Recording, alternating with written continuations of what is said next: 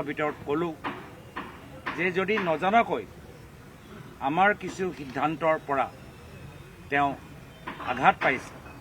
তো তাৰ বাবে আমি তেখেতৰ পৰা আমি সৰু ভাইটি হিচাপে আমি এজন জ্যেষ্ঠ দাদাৰ পৰা আমি ক্ষমা বিচাৰিছোঁ আৰু আমাৰ সকলৰ বাবে এয়া হ'ল এটা জটিল পৰিস্থিতিত আমিও শিকি আছোঁ ষ্টেপ বাই ষ্টেপ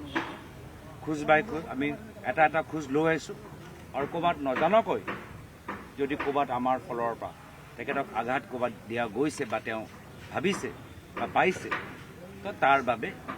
আমি ক্ষমা বিচাৰি পৰৱৰ্তী দিনত যে আমি কেনেদৰে